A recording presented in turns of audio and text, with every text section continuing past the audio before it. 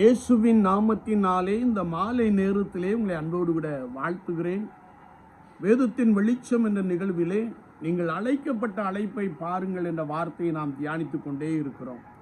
இன்றைக்கும் யோசுவாவின் புஸ்தகம் 14ஆம் அதிகாரம் 9ஆம் வசனத்தை நாம் வாசிக்கின்ற போது, குற்றமற்றவர்களாக வாழ அழைப்பு அல்லது கர்த்தரை உத்தமமாய் பின்பற்ற அழைப்பு என்ற ஒரு வார்த்தையை நாம் இங்கே அறிந்து கொள்ள முடியும்.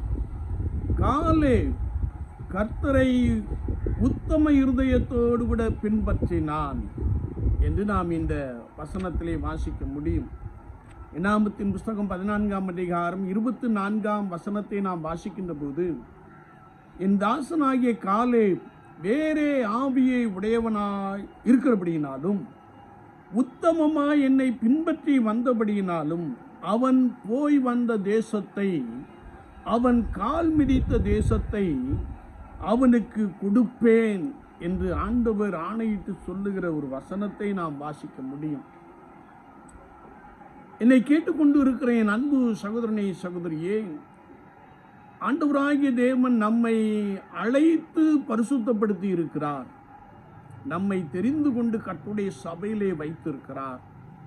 அதிலே நான் உத்தம இருதயத்தோடு கூட அல்லது குற்றமற்றவர்களாக ஆண்டவராகிய இயேசு கிறிஸ்துவை பின்பற்றி நடக்க வேண்டும் என்று வசனம் மிக ஆழமாக கற்றுக் கொடுக்கிறது.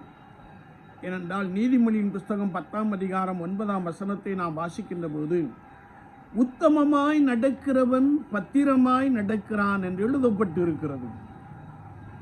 அது மாத்திரமல்ல, நீதிமொழிகள் 2:9 நாம் வாசிக்கின்ற பொழுது, உத்தமமாய் நடக்கிறவர்களுக்கு அவர் கேடகமாய் இருக்கிறார், பாதுகாப்பாய் இருக்கிறார் என்ற ஒரு வசனத்தை நாம் வாசிக்க முடியும். ஆதியாகமத்தின் புஸ்தகம் 6ஆம் அதிகாரம் 9ஆம் வசனத்திலே நாம் வாசிக்கின்ற பொழுது, நோவாவின் காலம் பாவம் பெருகிக் கொண்டே இருந்த காலமாய் காணப்பட்டது. மனிதனின் நினைவின் தோற்றமெல்லாம் நித்தமும் பொல்லாததாய் காணப்பட்டது. மனுக்குலம் தங்களை தாங்களே கெடுத்து கொண்டார்கள் என்ற வசனத்தை நாம் வாசிக்க முடியும். ஆனால் பாவம் நிறைந்த உலகத்திலே நோவா தன் காலத்தில் உத்தமனும் ஆண்டவரை குற்றமற்றவனாய் பின்பற்றி நடந்து வந்தான். எனவே ஆண்டவர் தண்ணீரால் உலகத்தை அழித்த பொழுது நோவாவையும் அவன் குடும்பத்தாரையும் பாதுகாத்து கொண்டார்கள் என்று நாம் பரிசுத்த வேதாகமத்தில் மிக ஆழமாக அறிந்து கொள்ள முடியும். நோவா காலத்தில் நடந்தது போல மனுஷகுமாரன் வரும் நாளிலும் நடக்கும். இன்றைக்கும் அதே பாவம், அதே அக்கிரமம் பூமி எங்கும் பெருகிக் கொண்டிருக்கிற காட்சியை நாம் காண முடியும். பாவம் நிறைந்த இந்த உலகத்திலே, அசுத்தம் நிறைந்த இந்த உலகத்திலே, அக்கிரமம் பெருகிக் கொண்டிருக்கின்ற இந்த உலகத்திலே நீங்களும் நானும் ஆண்டவரை உத்தமமாய் பின்பற்ற வேண்டும் என்று நம்மை அழைத்திருக்கிறார். கர்த்தருக்கு முன்பதாக நான் குற்றமற்றவன் என்று தானியேல் சொன்னது போல, குற்றமற்ற பிழையற்ற ஒரு வாழ்வை வாழும்படியாய் ஆண்டவர் நம்மை தெரிந்து கொண்டு அழைத்து கர்த்தருடைய சபையிலே வைத்திருக்கிறார். நான் அந்த ஒரு எண்ணத்தோடு கூட நித்தமும் உத்தம இருதயத்தோடு கூட உத்தமமாய் ஆண்டவராகிய இயேசு கிறிஸ்துவை பின்பற்றி நடக்க வேண்டும். அது மாத்திரமல்ல, யோபுவை குறித்து வேதம் சொல்கிறது, அந்த மனுஷன் உத்தமனும் சன்மார்க்கனும் தேவனுக்கு பயந்து பொல்லாப்புக்கு விலகிறவனாய் காணப்பட்டான். அவன் எல்லாவற்றையும் இழந்த பொழுதும் தன் நாவினால் பாவம் செய்யவில்லை என்ற ஒரு வார்த்தையை நாம் வாசிக்க முடியும்.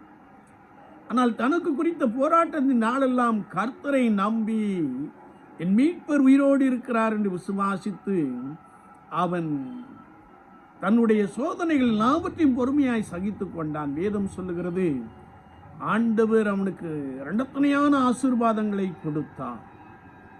என்னை கேட்டுக்கொண்டு இருக்கிற என் அன்பு சகோதரனே, சகோதரியே, உலக வாழ்க்கையிலே நாம் உத்தமமாய் கர்த்தராகிய இயேசு கிறிஸ்துவை பின்பற்றுகின்ற பொழுது, சங்கீதம் 84:11 சொல்லுகிறது, உத்தமமாய் நடக்கிறவர்களுக்கு நன்மையை வழங்காதிரார். எப்படி யோபுவை ஆண்டவர் ஆசீர்வதித்தாரோ அப்படியே உங்களையும் பலமாய் ஆசீர்வதிக்க போதுமானவராக இருக்கிறார். ஒவ்வொரு நாளும் கர்த்தருக்கு பயந்து உத்தமமாய் வாழுவோம். குற்றமற்ற ஒரு வாழ்க்கையை நாம் வாழுவோம். ஆண்டவர் உங்களோடு கூட இருந்து உங்களை பலமாய் ஆசீர்வதிப்பாராக. ஆமீன், ஆமீன்.